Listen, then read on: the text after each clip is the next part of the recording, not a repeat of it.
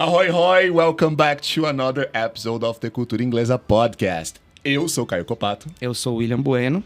E se você sempre teve curiosidade do que os professores conversam na sala dos professores, é aqui que abrimos as portas das salas dos professores das culturas inglesas de todo o Brasil. E no nosso último episódio, nós conversamos com a Liliane Rebelo, que é a nossa diretora de Cultura e Sociedade na Cultura Inglesa. Falamos sobre a nova edição do Cultura Inglesa Festival. O festival começando oficialmente hoje. Então, espero que vocês já tenham aproveitado algumas atrações, né? Quando esse episódio estiver no ar. E ainda dá para aproveitar muita coisa. Vai lá no site, né? A gente também vai colocar aí na descrição. E você pode conferir aí todas as atrações, tanto presenciais quanto também para você ver de casa on demand. E se você não assistiu esse episódio e está curioso, então procura ele aqui na nossa playlist no YouTube ou escuta o episódio anterior no Spotify.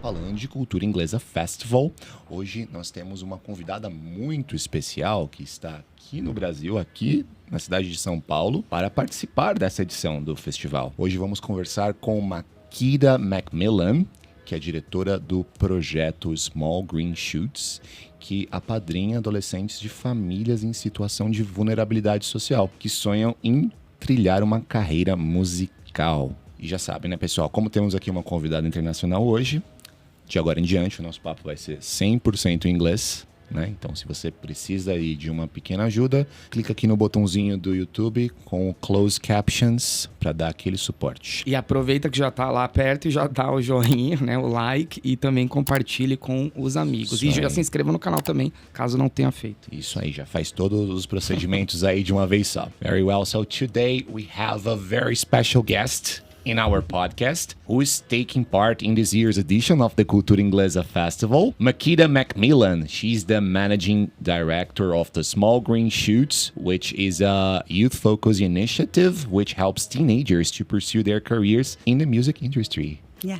Makeda, welcome to the Cultura Inglesa Podcast. Thank you for having me. Nice to meet everyone. Why don't you start telling our listeners a little bit about yourself? Why are we here receiving an international guest here? Where do you come from? Tell us about it. So my name's Makeda. So I am from London. I am the manager director, as you were saying, of a youth-led music charity called Small Green Shoots. A little bit about me. So I always wanted to work in the creative industries. Didn't really know where. I was raised in like quite a musical household. My dad was a drummer, my mum was a singer in a like we was Rastafarian growing up, so in a reggae band. So I was brought up around music. I knew that I didn't want to be a performer on stage, but I knew that I wanted to like be behind the scenes. So left secondary school, and that's when you're about 14. And went on to do something called a apprenticeship, which is where instead of going to college or university, you do a work placement somewhere and then you kind of study at the same time. Through doing that was in creative media. So that was anything from journalism to event management to game design, and I kind of just got the chance to experience like the different sectors of the industry. I did my first ever event, which was a anti-knife crime event in one of the areas that I'm from. And from that, I just really enjoyed like the community side of it. At the time, the mentor who was teaching my course, it was a woman called Natalie Wade, and she had just started an organisation. She'd worked in the music industry for a number of years before, and she'd just started an organisation called Small Green Shoots. But she was my teacher, so she was like very like larger than life, from the East End, like how I'm from the East End in London, which is why I sound like this. And she was a woman of colour. She'd started her own organisation and she was just really inspiring. So from that, I kind of like gravitated towards her, clung onto her and asked if I could get some experience and if I could start at the organisation. So I was the first young person to train at Small Green Shoots. I was about 15. And while there, I kind of learnt the different areas of like the industry, also the admin side and like the business side as well. And fast forward about I'm going to reveal my age now, fast forward about 15 years, I stepped in as Natalie stepped down because she wanted to make way for the next generation of leaders.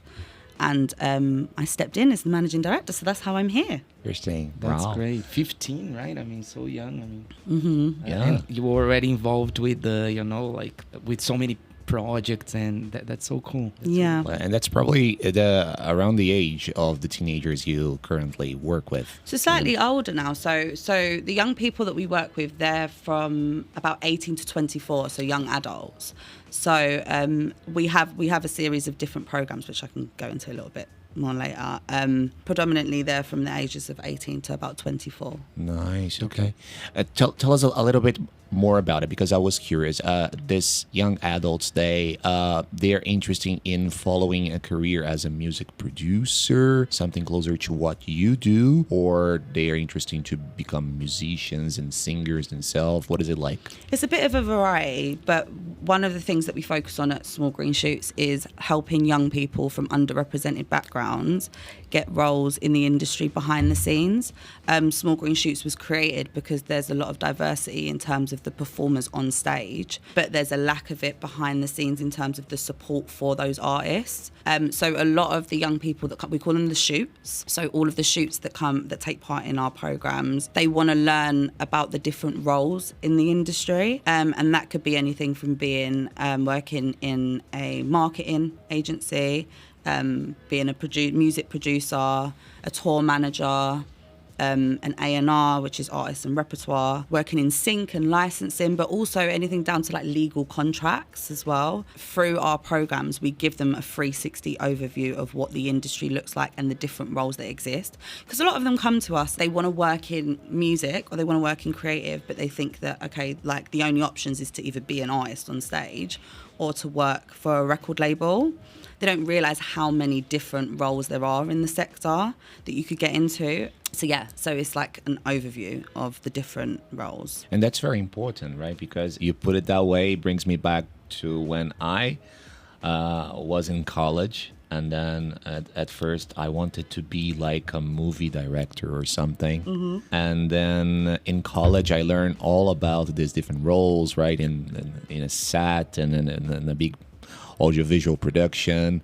And then I realized that I like much more the editing part, and then I transitioned from one part to another. Mm-hmm. So I think it's very important, right? Because sometimes when we're younger, we enjoy something, we like music or we like cinema, we like making videos, but we're not so aware of the possibilities, mm-hmm. right? And the market, right? Mm-hmm. So how people can actually like make a living out of it. Yeah. Isn't it? I think one of the big things that makes a massive difference in terms of how they're learning is we're bringing people that are actively doing it. So if we'll bring someone that's actually an A&R for a label, and they'll come in and do like a Q&A session with them and speak to them about like the highs and lows of working in the sector and like how they got into it. So they're hearing firsthand from the professionals actually doing it, which I think is quite impactful as well as building their network and making relationships and connections, because I believe the creative industry is a very like social industry. So very much who you know. Mm-hmm. Definitely. So for our young people, they're coming to us without that network and without that group of individuals that are working in the industry. So we're giving them that as part of the program as well. So they get a lot out of it. And I'm not just biased because I went through the program myself, so it works. Yes, definitely. I'm also curious about how is it like to work with less privileged families in your context in London. Mm-hmm. And I'm asking you that because here in Brazil, it's very common that at least my family, right, when we aspire to be a musician or an actor, anything that is related to culture or entertainment, mm-hmm. we are usually discouraged because you won't make money out of it, right? Just get a real job, right? So what I would like to ask you is, first, how important is it? Why work with culture? Mm. And if you also face similar challenges like with their families, or do they hear the same from their parents? It's the same in the UK. The get a real job is clearly international. Because when you say you want to do something creative, right, and you want to work in the creative industry, it seems like really exciting, but it doesn't seem like you're going to have the stability. I had my son, so I've got a little boy. Well, he's not so little anymore, but I had him when I was 18. So I was a young mum. And I still wanted to pursue a career in the creative industries, and I wanted it to be a real career. And a lot of the times I would be faced with that, you're a mum now, like, get a real job, basically, which is hard. And we do find that with some of the young people as well that we work with, like, their families are a little bit cautious, and naturally so, because a lot of them are concerned about the financial stability a career in the industry is going to give you. The only way that from my experience, the only way that you're going to prove otherwise is when you prove otherwise, basically. And also, it's again about those different roles, because you could work in the creative industries, but you could work in the business and the HR department, and that could give you real stability. I think it's opening the eyes of, like, our shoots to the different avenues you can go down in terms of building a career, a sustainable career in the industry. And then once they're open to that kind of trickles down to their parents or their carers or whoever basically has their worries and concerns. And also, in terms of what we do, it's not a one-size-fits-all program. My journey as a young shoot when I was at the organisation as a young person was very different to somebody else's. I didn't want to go down the traditional route of a 9 to 5 because I wanted the flexibility. I was also a mum. I also had, like, a young family, like, to take care of, and I also never really liked the doing one thing. I liked the variety of doing different things. So while I was at Small Green Shoots as a young person, I was learning about the admin side of starting your own business, becoming freelance, doing projects, but then I was also learning how to be an evaluator, so I could actually go and an assessor for, like, a qualification, so I could utilize all of those transferable skills that I had to be able to go and do freelance work, to give myself that flexibility, whereas somebody else that went through the program might want the stability of working in marketing and they want a 9 to 5 job. So they might start as an admin assistant for a marketing agency and then eventually go on to have a more permanent role. So I think that's the difference. We're a charity. We're not tick boxing. It's very tailored to the young person's circumstances, their aspirations, and also, like, their individual needs and their strengths, and also the things that they want to work on. So I think that makes a difference. It feels like you empower these kids. I'm calling them kids, but you now made it clear that they're not so young anymore. And once they are well informed about the career they are going to pursue and all the possibilities, then their parents are okay. So now, yeah, they chill out a little bit. They know they're in good hands. What piece of advice would you give to someone to aspire to work with music? I would say be nice to everyone. That's very, very important. When I'm talking to our shoots, I'm always talking about, like, the power of just being a good person and also following through. Do what you say you're going to do. Be reliable. Also, I think to work in the cultural and creative sector, it's not... My phrase is always, we're not getting you jobs, we're helping you build careers. So a career is not a 9 to 5 job, right? So I speak to the young people about making sure that they're, like, getting their tasks done. Just little things that, like, you wouldn't think people would know, but they don't know. And I didn't know when I started, like turning up to a meeting with your notebook, making notes, like prioritising your time, not clocking out at 6 o'clock when there's, like, a really pressing deadline happening, and making sure that you're networking and you're speaking to people and you've got your elevator pitch, and that sort of stuff is really important. It's not just about having the skills, it's about the personal development as well. Our young people are predominantly from low income backgrounds. A lot of them are from black and minority ethnic groups, and we do things that, like, we take them to the theatre, or we'll take them to an area outside of London that they've never travelled to before, but it's about them feeling like they belong in the space as well, which I think is massively important, because confidence is a big thing. It was a big thing for me as well when I was coming up in my career. So that's the best type of advice. Be super organized, be reliable. And also if mentorship, I think is really important. If you can find a mentor, you can find an individual that can support you. That's also really important.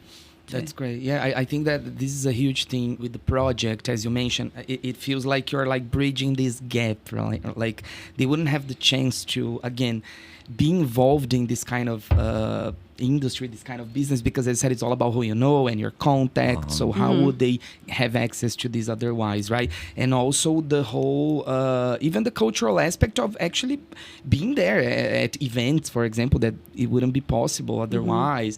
Traveling to nearby towns and attending, these different events in different venues. It's really interesting. And I think it's great because we have some similar initiatives. I don't know. I was thinking of two here that I would mention. I don't know if you are familiar with anything that we have here in São Paulo specifically, but there are two here that I would like to highlight. So one is the Heliópolis Orchestra. Okay. So this is a huge, here it used to be called favela, right? You've probably heard this term. Yeah. So it's like an underserved community, right? But it's huge, like it's really, really large. And this orchestra has been like all around the world, playing everywhere. So it's really great. And we also have something called Projeto Guri. Guri is a term for boy, right? For kid. Yeah.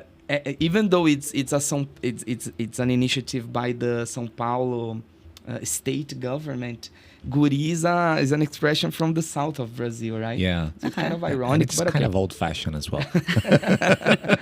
But it's been running for 30 years. Okay. And I wanted to highlight this one because like the orchestra is very straightforward. Okay, it's an orchestra, so obviously they play the instruments and everything. But Projeto Guri, they also have this behind the scenes thing. They have like even instrument building and repairing. So it's a bit more varied, right? Yeah. The types of, but I mean, I think it's social projects like these that are so sometimes we don't even know about them, right? Like I found out about Projeto Guri through a Cultura Inglesa student that I had at Cultura Inglesa, and she was a manager. She was like very big in Projeto Guri, and she told me all about it and the work that they did, and she was extremely proud of it. So I think it's really great. I think it's, as you said, something that feels like, well, you are making like dreams come true in a way that wouldn't be possible, like, so I think it's really great, right? Yeah. No, it is. We're 15 years old this year. So we just had our 15-year anniversary. And so far we have about 320 of our shoots actively working in the industry. Wow. So they form our alumni. So we run 3 programs through Small Green Shoots. Our first is our Sharps program, it's called. It's an 8-week intense training program. We run that twice a year where we take on up to 10 young people at a time. And they're working in the office with us, they're paid, and they get the 360 overview of the industry. They get to do tours with some of the biggest record labels in London. They get the opportunity to do like peer-to-peer mentorship with some of the young people that have gone through the program already, and they're coming back to do Q&As and support the other young people.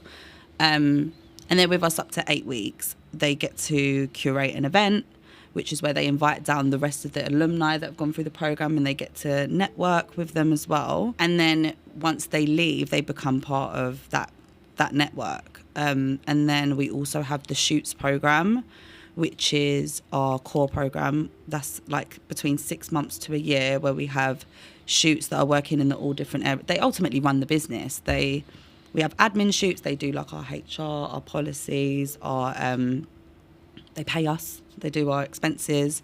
They do our agendas for our meetings. We have content shoots, and they do all of our social media. They do our branding, any marketing materials, our marketing campaigns. So they're not just we're not just sitting there saying to them, okay, this is how you do a marketing campaign. They're actually working towards a project, and they're taking ownership of it as well. And then we have PA shoots that do all of our like personal like diary management, scheduling. My PA Tiff, she's amazing. She organised this trip for us to come here. Awesome. And they're with us from 6 to 12 months, so they're getting that first-hand experience. And then once they leave us, the aim is to place them. My main job is to place them in secondment placements or jobs in the industry, and then they become a part of the alumni. We still regularly check up with them, see how they're doing, check in with their managers. So once you're like part of Small Green Shoots, you don't really leave. You're just part of the network now, and we're like a community. They get to work all of the award shows. It's just about them really getting a full 360 like experience, and also kind of giving them like the tools and like all the little secrets to working in the industry and sustaining a career in the industry as well. And they feel like they have an organisation to support and back them, which I think is very, very important as well. So yeah, it's an amazing. That's incredible. I think that that's possibly one of the biggest benefits of initiatives like that, because as you mentioned, I guess that for everyone, but especially when you come from a less privileged background, it's hard, not to say impossible, for you to network with people from the industry, because at least here in Brazil, we are part of completely different social circles, right? So I think once people are doing a job and they are, having a hands-on experience, it helps them to build up this confidence, right? Okay, I can do it. I can talk to these people. Yeah. I can be a professional. And as you said, this way they are on the radar, let's say, of the industry. So if they decide to, okay, I would like to maybe invest in a more like musical, practically like, okay, I want to play an instrument or be, okay, they already know lots of people. So they could do that. They would definitely have better prospects at being recognized and, okay, all right, so let's record a demo or something. Yeah. So I think once you're there, as you said, okay, you are in this universe, right? Yeah. You're part of it. So I think this is really cool because, again, how would you do that, if it wasn't for the project? So that's awesome. And Makeda, how do you stay connected with the struggles of the young people you now help? I can relate to some of them because some of them are going through experiences that I've gone through. But I get this question a lot, and like for me, it's just I just have real conversations with them, and I think that's like they feel safe when they're at Small Green Shoots. We have an amazing team. I always say we're a small but mighty team. There's myself, there's Emma, who head up the organisation. We have a team of about 4 amazing members of the management team, and 2 of them do a lot of the pastoral care, the one-to-ones, but not in like a clinical kind of way, like in like a more like, oh, let's have a conversation. What's going on? Like, how have you been? Like, we just have. I'm very, very blessed to have a team that really care about the young people, and the young people really feel comfortable to be able to talk to us about what's going on. And that's because it's again about that kind of like not one size fits all program. It's very much to do with personal circumstances, and it is a lot, and I think I've said it in my interview, it's a lot of coffee, and it's a lot of like late night phone calls if like we need to. It's a lot of like, there might be a day in the office where someone needs to fill out a universal credit application, and that takes half of the day, and that's what universal credit is basically when you're on benefits and you need to like and you need to apply, and it's a really long process. I've had to do it. So if we've got to sit there for like 2-3 hours and make sure that gets filled out so that young person can get the benefits that they need, we'll prioritise that, like a member of staff will prioritise that. So I think it's just also being aware that like it's about taking the time to have those one-to-ones. We work with wellbeing consultants as well that are amazing, and that's like an external resource for them if they want to speak through something and they don't necessarily feel comfortable talking to us about it. They know that there's like specific members of the team that it's their role to be able to sit down and have a have a chat with them. We've got an amazing head of culture and development, MK. We call her MK because her name is also Makeda. It's not deliberate. She's amazing with them, but they also feel like they could come and speak to me, or they could speak to Emma, or they could speak to Charlotte, or they could speak to Azai. So they know that we just really care, basically. And I think that makes the world of difference, because everything that we do, we run it by the shoot. They make final decisions on any of the programs, any of the events we're doing, any of the artists that we're supporting, and we really get them involved, and we really make sure that we support them and listen to what they say they need. I think it's pretty close to dealing with teenage students, right? I mean, of course, we can relate to some of their issues because we've all been teenagers once, but at the same time, being a teenager in the late 90s, in the early 2000s, it's completely different to being a teenager nowadays. Definitely. So I guess that the key word was like, it's actually one of our institutional values, which is have genuine interest in people, right? So having this very, authentic conversations with them, trying to listen from them and being supportive, isn't it? Definitely, yeah. That's something, again, some of the issues, right, nowadays, they are not so familiar to us, again, because, technology and everything. Even the amount of work, let's say, they do nowadays at school, at least here in Brazil, is completely different from at least what I used to do, okay? It's true. Because I used to go to I always studied at public schools, and, I was a good student, but nowadays they have this massive amount of work. It's really crazy, Yeah. They're all tired. Yeah. So again, you don't sometimes you don't. Sometimes I can relate because it's an experience that I've personally gone through, or one of the members of staff have. But sometimes it's not about trying to relate. It's sometimes just listening to understand rather than to respond. And I think that's important. It's just, I don't know what it's like for a young person growing up in this generation. But I think if you actually listen and take a genuine interest in what's going on, then you just have a better perspective of what they might be going through. And you don't have to be you don't have to come at it with I don't understand it because I haven't got. You just listen to them. Exactly. Just listen to them. Exactly. And show empathy, and don't think they have it easy nowadays because technology helps, because there are lots of other factors, right, that are part of a teenager's life nowadays. So again, listen to them, show genuine interest, as you mentioned, right? And it really helps. One of the things that we do, which is kind of led by our head of culture, she's amazing at that, is if there's something that's going on, or there's something that's trending, or something that might impact the young people, we'll have an open discussion in the office about it. And it's also teaching them how to be able to communicate and disagree, but civilly, and how to agree to disagree, and how to listen to other people's opinions, even though you might not necessarily agree with that opinion. So we have those open discussions, and they're so they feel like it's a safe space to be able to express how they feel without being judged by it, or without being criticized for their opinions or their experiences as well. So, yeah. Awesome. Finally, Makeda, we would like to ask you. I think that's the question everyone is. We're done. I was really enjoying that. About. Yeah. What brings you to the Cultura Inglesa Festival? Okay. So when I started, when I stepped into the role as MD of Small Green Shoots, it was about 2.5 years ago now.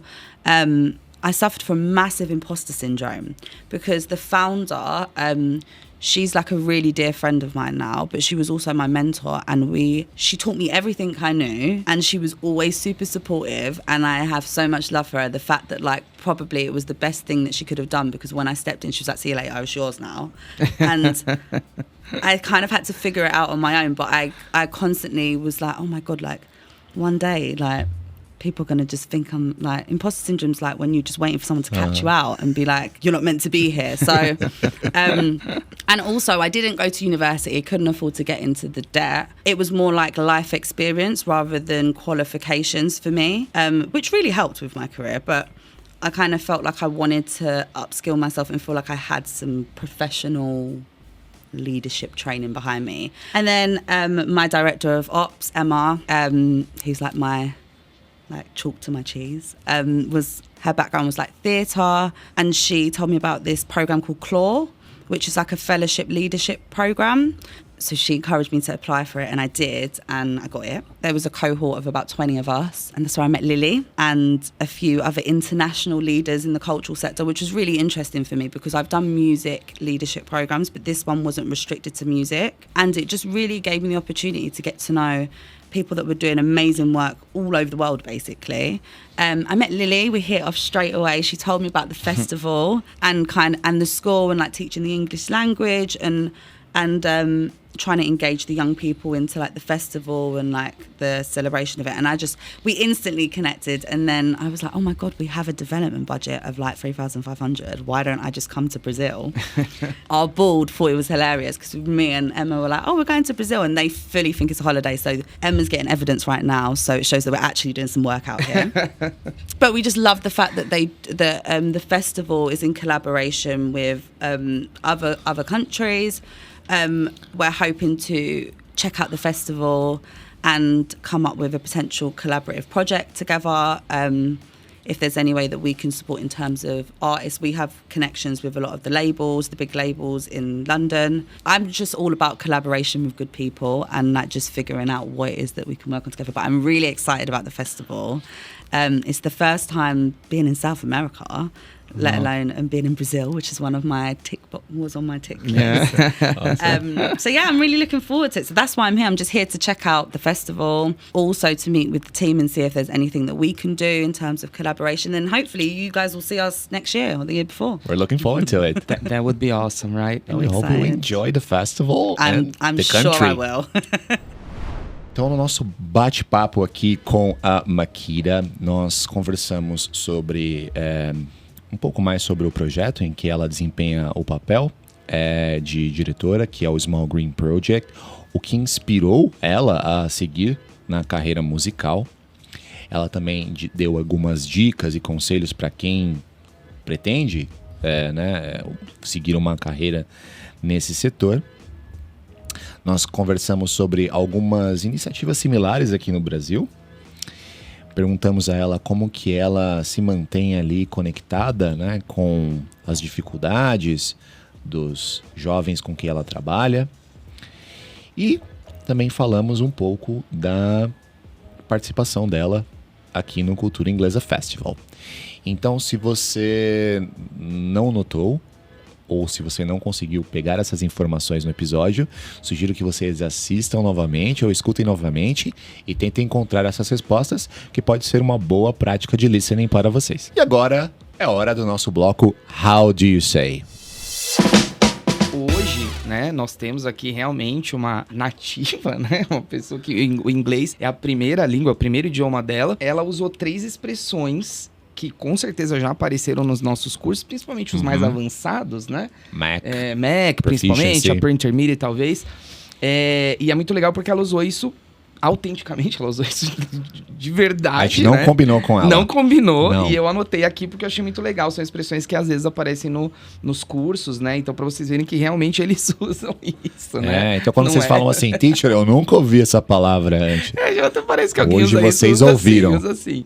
Então, a gente vai fazer assim, eu vou perguntar, ela vai explicar, e aí depois a gente meio que tenta um equivalente ou uma explicação em português também pra vocês, pra ficar bem completinho, certo? Legal. So, Makeda, in our conversation, you use the words trickle down to. How would you explain it?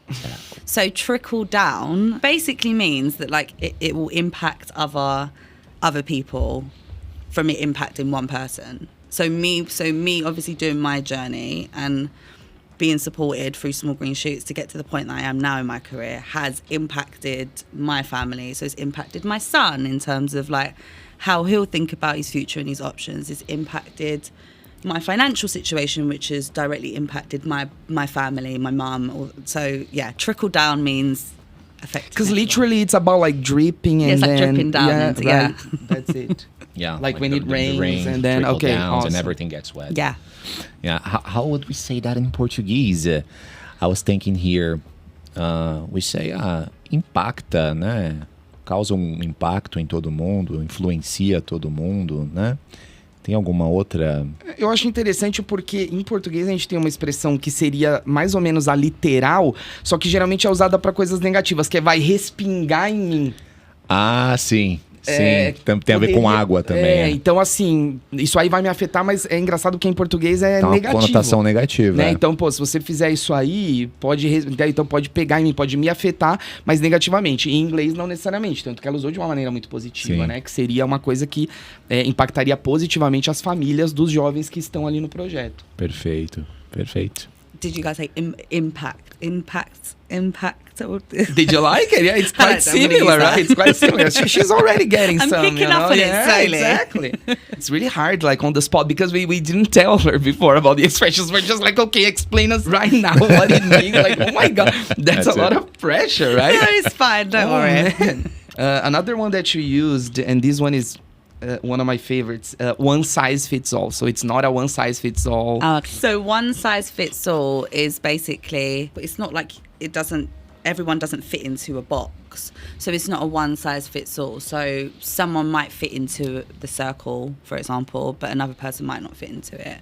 But when I say one size fits all, what comes into my head is shoe size. So not everybody is the same shoe size. So for example, like one of our shoots that's working in the admin department, they might be a size 5. The other one in content might be a size 7. But it's a metaphor. It's a metaphor.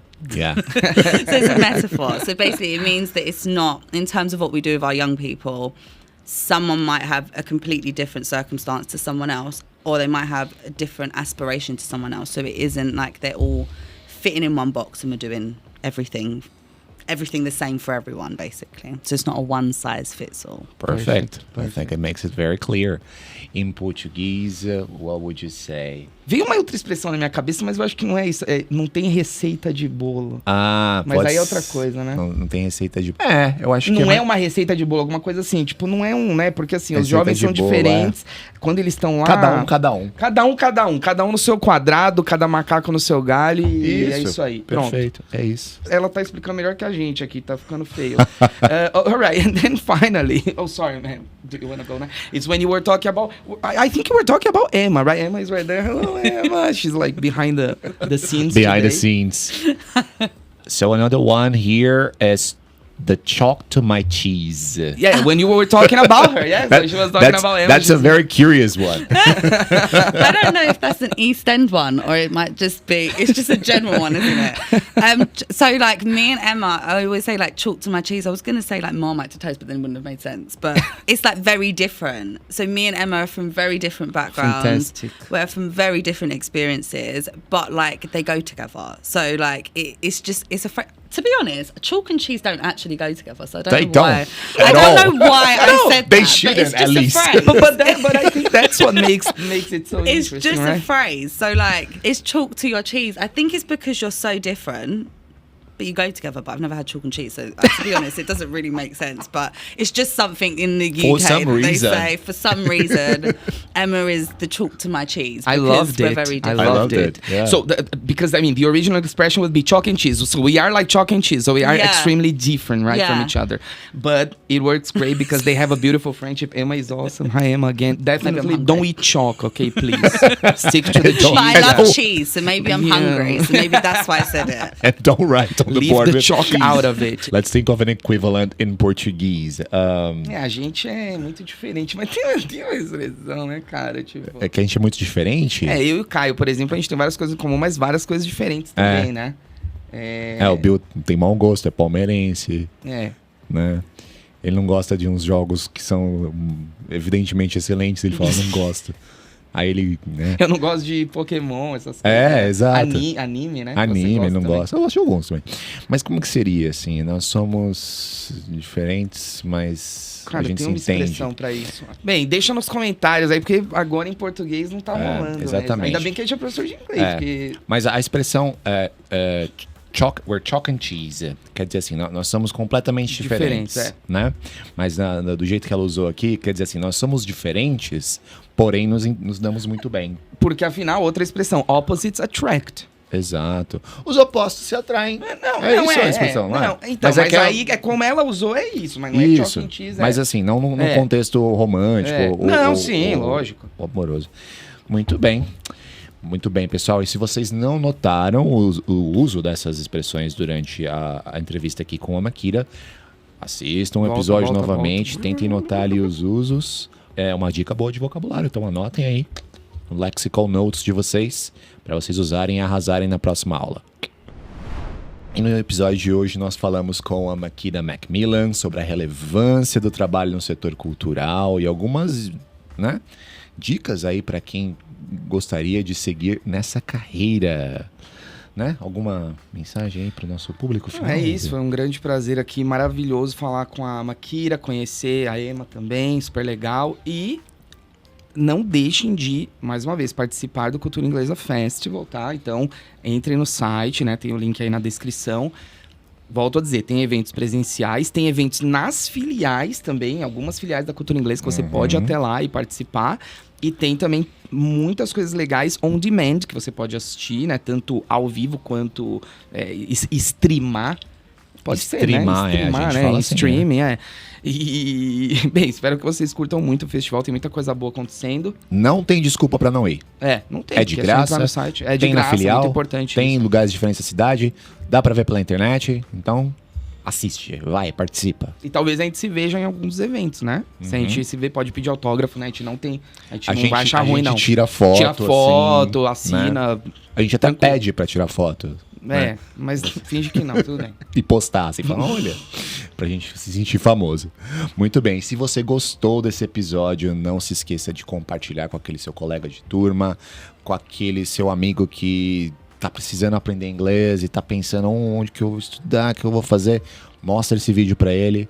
E de novo, deixa o like, deixa os seus comentários com as suas impressões, isso é muito importante porque ajuda a engajar. Once again, thank you very much, Makeda, for being here. Thank you. Thank you for having me. Our pleasure. Yes. See you guys next month. Bye-bye. Bye.